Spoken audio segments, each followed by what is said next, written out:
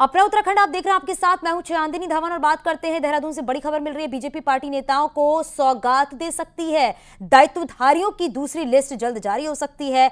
10 से 12 पार्टी नेताओं को सीएम सौगात दे सकते हैं। देहरादून से देवेंद्र भसीन, सौरभ थपलियाल और विनोद उनियाल को भी जिम्मेदारी मिल सकती है। हरिद्वार से श्यामवीर सैनी, जयपाल सिंह के साथ रुद्रप्रयाग से चंडी प्रसाद भट्ट, नैनीताल से दिनेश आर और हल्द्वानी से दीपक मेहरा, पुरोला से राजकुमार को पार्टी जिम्मेदारी मिल सकती है।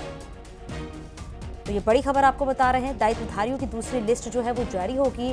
कई ऐसे नाम हैं जिनको लेकर चर्चा हो रही है। हालांकि किसे इस लिस्ट में शामिल किया जाएगा वो भी हम आपको अपडेट करेंगे। देखिए इन नेताओं को जिम्मेदारी मिल सकती है बताया जा रहा है। और हमारे सहयोगी सुनील और प्रभात हमारे साथ जुड़ गए हैं। सुनील, जरा बताइएगा, दायित्वधारियों की दूसरी लिस्ट जो है वो जल्द ही जारी हो सकती है। कब तक बताया जा रहा है ये लिस्ट जारी हो जाएगी? देखिए जानते, ये लिस्ट किसी भी समय जारी हो सकती है। मुख्यमंत्री की टेबल पे पूरी फाइल पड़ी हुई है, सिर्फ मुख्यमंत्री के हस्ताक्षर होने हैं और उसके बाद इस लिस्ट को जारी होना है। बस इतनी सी प्रक्रिया इसमें बची हुई है। जो हमारे सूत्र हैं, सूत्रों ने जो जानकारी दी है, सूत्रों के अनुसार कम से कम 10 नेताओं को इस दूसरी सूची में दायित्व दिए जा सकते हैं, क्योंकि इससे पहले भी एक सूची जारी हुई थी जिसमें करीब 10 से 12 नेताओं को दायित्व दिया गया था। जो ताजा सूची होगी इसमें वो नेता भी हैं जिनको खासकर अगर हम जो सूत्रों से जानकारी मिल रही है, पुरोला से जो राजकुमार हैं, वो ठीक 2022 के विधानसभा चुनाव के समय कांग्रेस छोड़कर बीजेपी में शामिल हुए थे टिकट की दरकार में, लेकिन उनको टिकट नहीं दिया गया था। तो पार्टी ने उनसे प्रॉमिस किया था कि जब अगर पार्टी सत्ता में आती है तो जरूर उनका ध्यान रखा जाएगा। तो ऐसे ही कई नेता इस लिस्ट में आपको नजर आ सकते हैं जो दूसरी सूची जारी होने वाली है। जी, बहुत शुक्रिया इस पूरी जानकारी के लिए। तो करीब 12 नेताओं को सौगात मिल सकती है। इन नेताओं को जिम्मेदारी मिल सकती है, वो हम आपको बता रहे हैं। हरिद्वार से बताया जा रहा है श्यामवीर सैनी को, राजपाल सिंह भी हैं साथ में, रुद्रप्रयाग से चंडी प्रसाद भट्ट जो है उन्हें जिम्मेदारी मिल सकती है। नैनीताल से दिनेश आर्य, हल्द्वानी से दीपक मेहरा को जिम्मेदारी मिल सकती है। पुरोला से राजकुमार, दून से विनोद उनियाल हैं। तो दायित्वधारियों की दूसरी लिस्ट जो है वो जल्द जारी होगी। उत्तराखंड में निकायों का कार्यकाल जो है वो खत्म होने जा रहा है और इसके लिए अधिसूचना जारी कर दी गई है। निकायों के कार्यकाल का आज अंतिम दिन है और 2 दिसंबर से सभी निकायों में प्रशासक जो हैं वो तैनात हो जाएंगे। राज्य के सभी नगर निगम, नगर पालिका और नगर पंचायतों का कार्यकाल खत्म हो रहा है। 2 दिसंबर से प्रशासक कार्यभार संभालेंगे। इसके लिए अधिसूचना जारी कर दी गई है।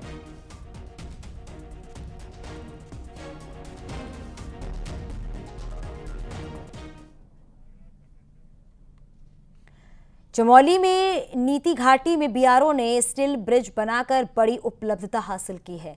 1960 के दशक में बनाए गए पुराने ब्रिजों की जगह पर अब पक्के स्टील ब्रिज जो हैं वो बनाए जा रहे हैं। इन ब्रिज की लंबाई कई जगहों पर 80 मीटर, 90 मीटर, 102 मीटर, 104 मीटर तक रखी गई है। नए स्टील ब्रिज बनने से सीमावर्ती इलाकों में लोगों को आवाजाही में सहूलियत मिलेगी। वहीं भविष्य में पर्यटन के साथ साथ स्थानीय लोगों को भी इन ब्रिजों के बनने से काफी सुविधा मिलेगी।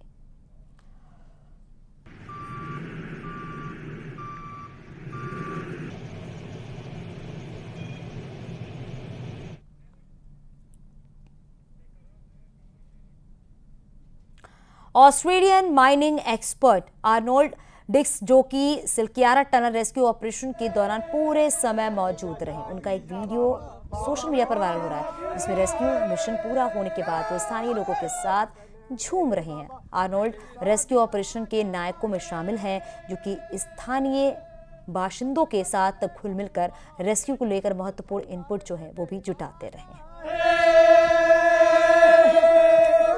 अरे फंसी थे बाबा जके, अरे फंसी थे बाबा जके 41 लोग, अरे कैसे नहीं थे, अरे कैसे नहीं उम्मीद वाले, कैसे नहीं थे उम्मीद वाले, सभी आला भैया बाबा मेरी कृपा हैगी, अरे बोला जागी जा। उत्तरकाशी टनल के अंदर 17 दिन तक 41 मजदूर फंसे रहे। उसके बाद सफल ऑपरेशन के बाद उन्हें बाहर निकाल लिया गया। अब पहली बार टनल के अंदर का वीडियो सामने आया है जिसमें साफ दिख रहा है कि कैसे मजदूरों ने 17 दिन बाद टनल के अंदर काटे।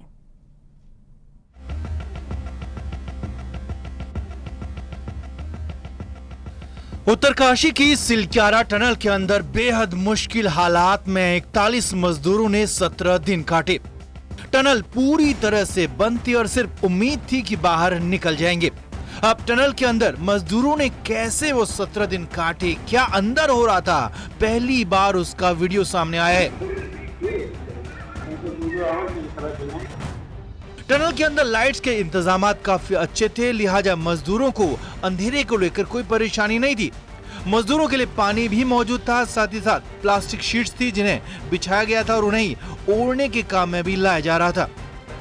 पाइप से खाना आता है, हम लोग खाते हैं इस पाइप से। ये हमारा बेड है, ये खाना का यहाँ रखते हैं, पानी है।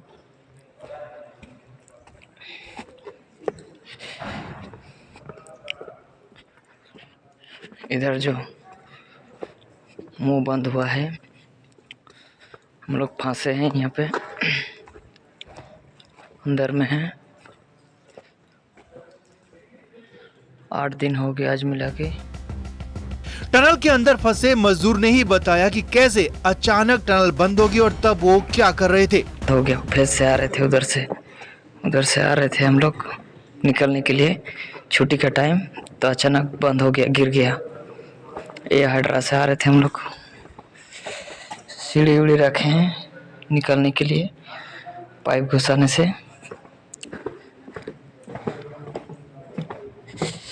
हम लोग 40 बंदा फंसे हुए हैं। टनल के अंदर पीने के पानी की कोई दिक्कत नहीं थी, इसके लिए बोलेरो गाड़ी अंदर थी, उसका इस्तेमाल हो रहा था, जबकि सोने और बिछाने के लिए प्लास्टिक शीट्स को यूज किया जा रहा था। एक गाड़ी से पानी लाया जाता है हम लोग पीने के लिए, वहाँ फिर से आता है पानी। टोटल 40 बंदा फंसे हुए हैं। टनल ऑपरेशन के कुछ दिन बाद वहां खाना भी भेजा जा रहा था। टनल के अंदर खाना स्टोर किया गया था। तस्वीरों में देखा जा सकता है कि बोतल में भेजी गई खिचड़ी है, खिचड़ी के कई बोतल वहां पर रखे गए हैं। बोतल में भरकर फॉइल पेपर में लपेटकर रोटियां भी पहुंचाई गई और यहां तक कि सलाद भी फॉइल पेपर में लपेटकर मजदूरों तक पहुंचाया गया। इसके अलावा अंडे मजदूरों तक पहुंचाए गए, केले भेजे गए, सेब और संतरे भी अंदर भेजे गए और साथ ही साथ ड्राई फ्रूट्स भी अंदर भेजे गए ताकि मजदूर सुरक्षित रहें, मजबूत रहें और उन्हें स्टोर करके रखा गया था। मजदूरों को खाने का सामान ज्यादा मात्रा में भेजा जा रहा था क्योंकि किसी वजह से सप्लाई पाइप बंद होती तो भी मजदूरों को लंबे समय तक दिक्कत नहीं होती। और इसी तरह 17 दिन टनल के अंदर मजदूरों ने काटे, जो उनकी मजबूत मानसिक स्थिति और जिजीविषा को दिखाता है और उनकी हिम्मत और जज्बे को अब सभी सलाम कर रहे हैं। Bureau report, news 18।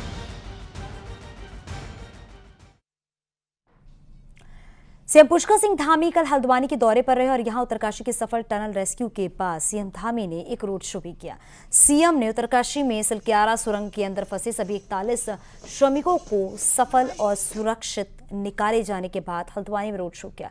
इस दौरान कैबिनेट मंत्री रेखा आर्या भी सीएम के साथ मौजूद रही।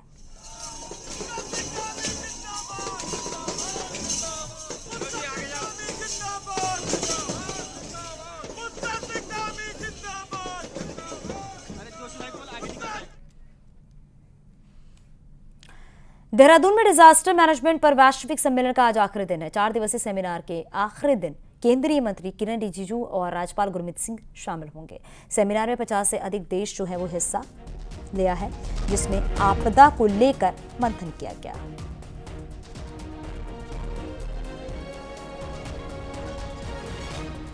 तो डिजास्टर मैनेजमेंट पर वैश्विक सम्मेलन 4 दिवसीय सेमिनार का आज आखिरी दिन है, जिसमें केंद्रीय मंत्री किरण रिजिजू शामिल होंगे और साथ ही केंद्रीय मंत्री तो रहेंगे ही, साथ ही राज्यपाल गुरमीत सिंह भी मौजूद रहेंगे।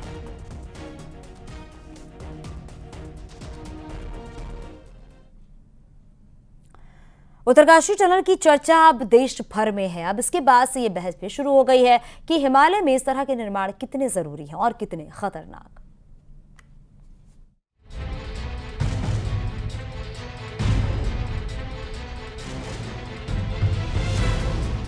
सिलक्यारा टनल रेस्क्यू ऑपरेशन के बीच देहरादून में डिजास्टर मैनेजमेंट पर शुरू हुए वैश्विक सम्मेलन में भी सिलक्यारा से लेकर हिमालय और आपदा का मुद्दा छाया रहा।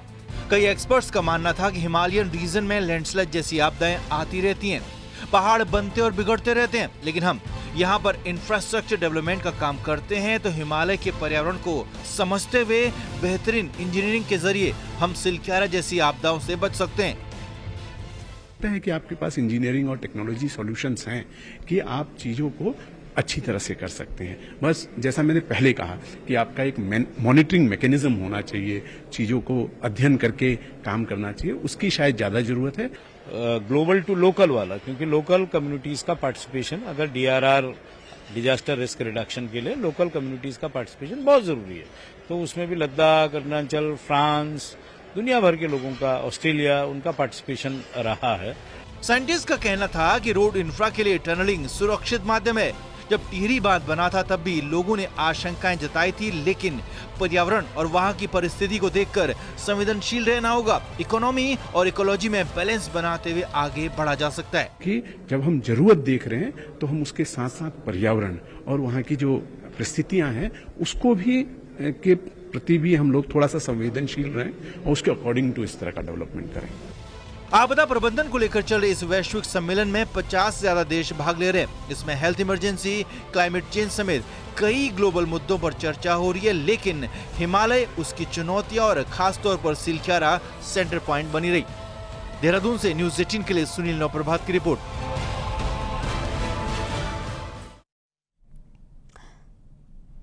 जोशीमठ में पिछले साल हुए भूधसाव के बाद केंद्र सरकार से बड़ा राहत पैकेज मिला है। केंद्रीय गृह मंत्री अमित शाह की अध्यक्षता में एक उच्च स्तरीय समिति ने जोशीमठ के लिए 1658 करोड़ से ज्यादा की योजना को मंजूरी दी है। जोशीमठ भूस्खलन और जमीन धंसने से प्रभावित हुए थे, जिसके बाद एनडीएमए समेत कई तकनीकी एजेंसियों ने कार्रवाई कर एक रिकवरी योजना तैयार करने में राज्य सरकार की मदद की। राज्य सरकार राहत के लिए राज्य आपदा प्रतिक्रिया कोष से 126 करोड़ और राज्य के बजट से 451 करोड़ रुपए देगी, जिसमें पुनर्वास के लिए 91 करोड़ 82 लाख रुपए भूमि अधिग्रहण लागत भी शामिल है। इस योजना को 3 सालों में लागू किया जाएगा, जिसके बाद जोशीमठ एक बेहतरीन उदाहरण बनकर उभरेगा।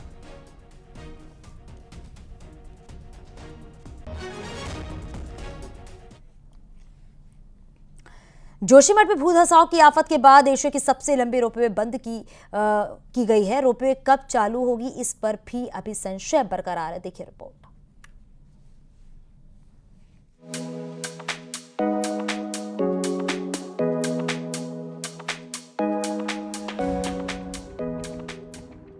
दो जनवरी 2022 को जोशीमठ के 5 वार्ड भूस्खलन की जद में आ गए थे। मकानों पर दरारें पड़ गई, होटल को तोड़ना पड़ा। तो वहीं जोशीमठ से ओली को जोड़ने वाली रोपवे को 5 जनवरी 2022 से पर्यटकों के लिए बंद करना पड़ा। लेकिन विंटर सीजन शुरू होने के बाद भी रोपवे को ठीक नहीं किया गया और विंटर सीजन में रोपवे ठीक नहीं होता है तो पर्यटन कारोबार से जुड़े हुए कारोबारियों और पर्यटन विभाग को करोड़ों का नुकसान हो सकता है। 11 महीने पहले पिछले 5 जनवरी को भूधसाव के कारण जन दबाव में इसे बंद कर दिया गया था। तब से ही अभी तक बंद है और उस दिशा में अभी तक कैसे इसको चलना है, कहाँ से इसको अलाइनमेंट चेंज होना है या मरम्मत करके चलना, इस दिशा में जीएमवीएन स्तर पर भी किसी प्रकार की कोई वार्ता नहीं चल रही है। क्रिसमस और न्यू ईयर मनाने के लिए सैलानियों ने होटल बुक करने शुरू कर दिए हैं और बर्फबारी होते ही पर्यटकों का रुख पहाड़ों की तरफ होगा। लेकिन पर्यटक ओली कैसे पहुंचेंगे, ये भी सबसे बड़ा सवाल है, क्योंकि बर्फबारी के बाद ओली की सड़कों पर बर्फ जम जाती है, जिससे पर्यटकों को काफी दिक्कत होती है और सैलानियों को ओली पहुंचने के लिए एकमात्र साधन रोपवे ही होता है। लेकिन रोपवे भी बंद है। पर्यटकों की बुकिंग तो अच्छी आ रही है, लेकिन एक चीज की समस्या हो सकती है शायद कि रोपवे, अगर रोपवे नहीं चलेगा तो टूरिस्ट ओली कैसे पहुंचेगा, ये सबसे बड़ी समस्या हो रही है। अगर रोपवे पे कुछ निर्णय जल्दी आ जाता तो शायद जोशीमठ के हित के लिए बहुत अच्छा होता। ओली में बर्फबारी के बाद नज़ारे सुंदर हो जाते हैं और इन्हीं सुंदर नज़ारों को देखने के लिए पर्यटक ओली पहुंचते हैं, लेकिन एशिया की सबसे लंबी रोपवे बंद है। ये कब ठीक होगी, ये सवाल अभी भी बना हुआ है। चमोली से न्यूज़ 18 के लिए नितिन सेमवाल की रिपोर्ट।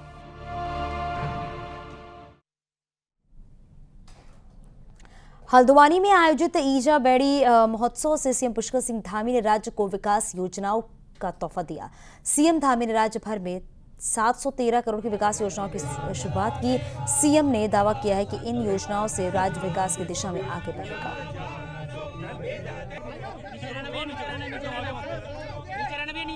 आज जो है ये कई हजार करोड़ की योजनाएं हैं और निश्चित रूप से ये सारी योजनाएं जो है हमारी आज जहां नैनीताल जनपद को उसी के साथ प्रदेश को भी विकास का एक नया रास्ता और राज्य को आगे बढ़ाने का काम। आगे भी खबरें जा रही हैं, यहाँ रुकेंगे छोटे से ब्रेक के लिए।